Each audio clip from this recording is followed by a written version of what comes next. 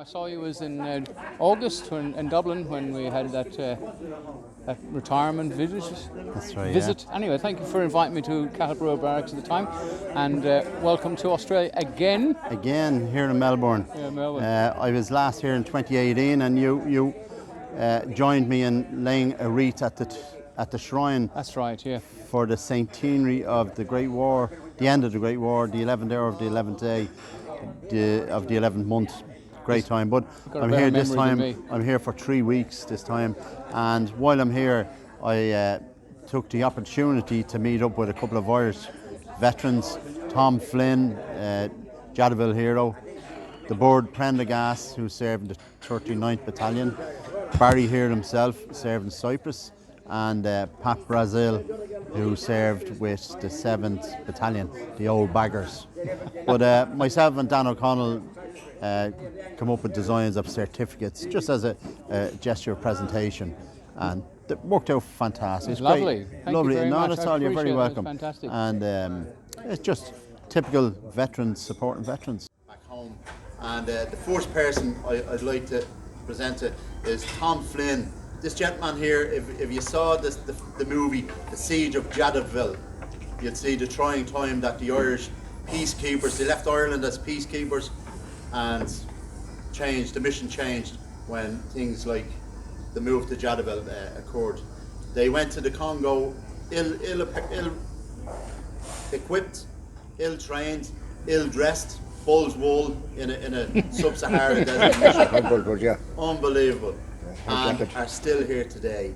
And this gentleman has come down from Adelaide to be with us, and Tom and Andrew, we're very grateful for that. So the presentation I have is, and I know none of you, the presentation I'll give out today, these are new because our associates have designed medal certificates to the medals that you were awarded.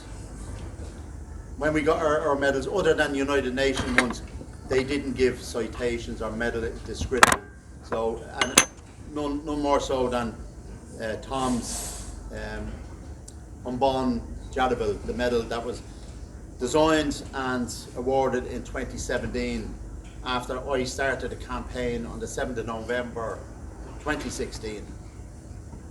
The heroics and what they went through was unbelievable, and the fact that they were shunned when they got back to they were called cowards, because in order to preserve life, there was a form of, and a lot of people say surrender, but I've seen the transcripts, and it was a joining of two armies doing patrols together, and then Mr. Shambi's gang, the in-house, the in-country people decided that they'd take them, and they were made surrender.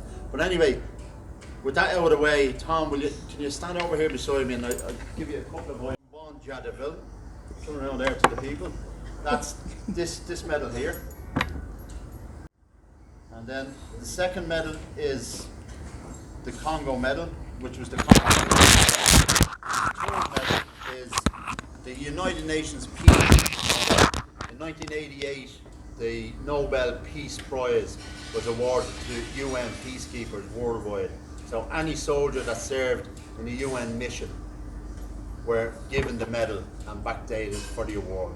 So every time you went on a mission, this was the medal. Each country has its own different colours, but the main colours remain the same on the UN. So on behalf of your friends in Ireland, and more importantly, the 2nd Battalion Association and myself, I'd like to present these, and it's a pleasure, an absolute pleasure to be here. I am just in awe of all Congo veterans. The missions they went on in the 60s was just unbelievable, and the work that they carried out. It was a 4-year mission, and what they done in that 4 years is just unbelievable. They were the pathfinders for us younger soldiers. Yes, yeah, I'm a younger version. You give it up, you're next. I'm a younger version of these, and there's another man there came after that. So, on behalf of all of them, and as a little memento as well. Okay?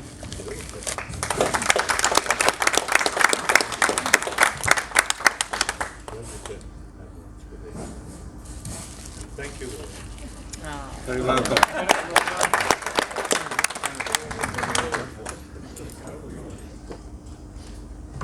the next gentleman here, could I have Board Flanagan? The Board Flanagan. Prendergast. Board Flanagan is the name of my local pub in Rialto. It just rolls off the tongue. Board Prendergast.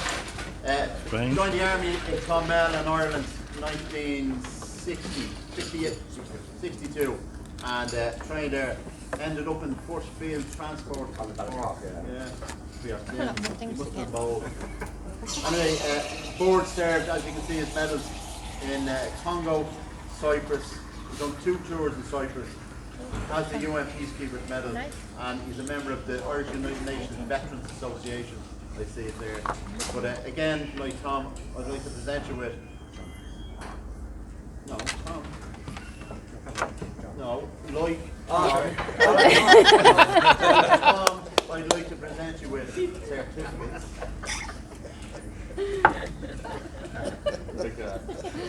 Just on behalf of the Second Battalion Association, I'd like to present these. And just to let you know, a very good friend of ours designed all these, Dan O'Connell. And a gift of our challenge coin and a couple of badges. Thank you. Thank you very much.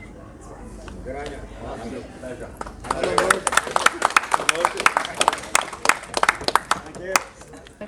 As you can see, Barry served 1 mission. He served in Cyprus, and he was also a member of the cavalry squadron in Ireland. And these are the guys that, when you go into a situation, they're the first group in, clear the area, and they're the last group out, they left the infantry back there, you know. So I suppose we respect them a little bit more sometimes. Certainly in the art of professionalism. In other areas, sport and such thing, no prisoners, no prisoners taken. Again, I'd like to present them medal certs and the challenge coin and a couple of random badges. Thank you, sir. No, my pleasure, Barry. Thanks. You was Barry. Thank you. The last certificate I'd like to present is to this gentleman here.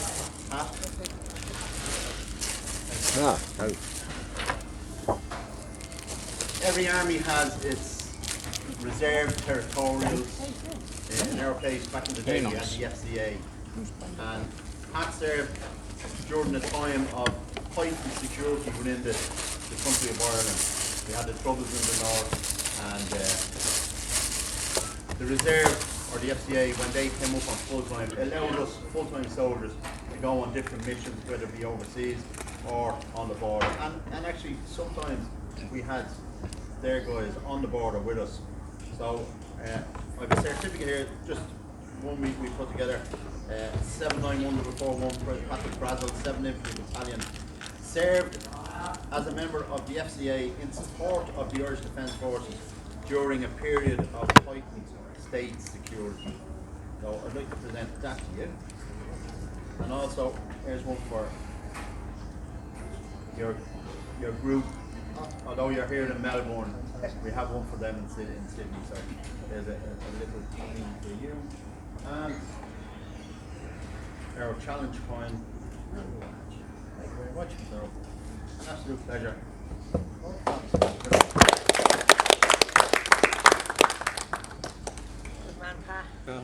Our hosts, again, the military family.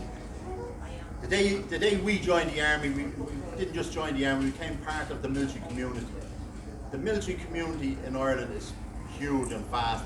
Many people, whether you be families of the service soldiers or relations. And in this case, as it turned out, Jeanette is a member of our military community. When we got talking through my daughter, we got talking, and the people we knew and I worked with here in Ireland, in Ireland and overseas, just too many to mention. And a lot of them cavalry, your friends as well. But as host here, I've read up on RSL, and what you do here, I take my hat off to you. It's fantastic. It's great to know that veterans have this area, or the people. And John, I know we spoke earlier, the work that you've done I'm doing now at the moment as a veteran, because only veterans know the questions to ask veterans. With respect to civilians, if civilian in a veteran-led job, they wouldn't understand what that veteran went through and how to approach them. So your work here is just fantastic for your Australian soldiers, your reserves, or your returning service people. And just as a token gesture of my gratitude, I have a presentation here, and I'll just read it for you. It has the Defence Forces logo, my association logo, and the Keeler East RSL logo. And just simple words: neither distance nor time can separate us, for we are brothers in arms. So I'd like to connect that to you, John, if you may, and hang it somewhere.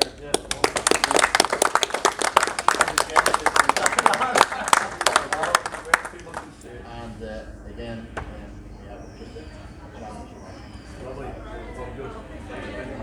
again, thank you so much for the hospitality. Jeanette, you're a credit to the section here. Absolutely. Thank you. Typical Irish. Typical Irish. Typical Irish. The money that we raise goes to welfare, and Jenny look after that, and that's what we do. We try to do it as well as we can. Unfortunately, some don't do it as well as they should, but we've always been very welfare minded here, and we do a lot of community work as well, by the way. Under the legislation, we have to give so much back to the community, and this club's doing about 4 to 5 times. So we hope that we get people to come. Obviously, it's very veteran oriented, but it's not complete. Thank you. Pleasure. Thank you so much. Pity you're not staying for the Anzac Day. Yeah, I'd love to. Well, I promise I will get back. Very much.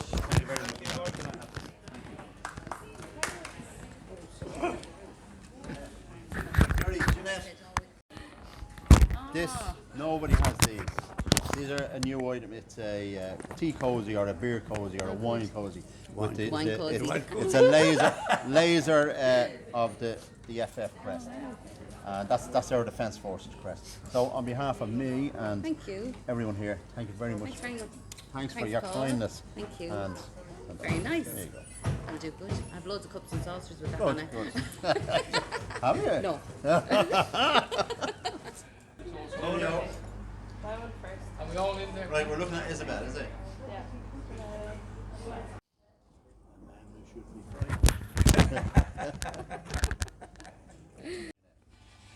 There you go.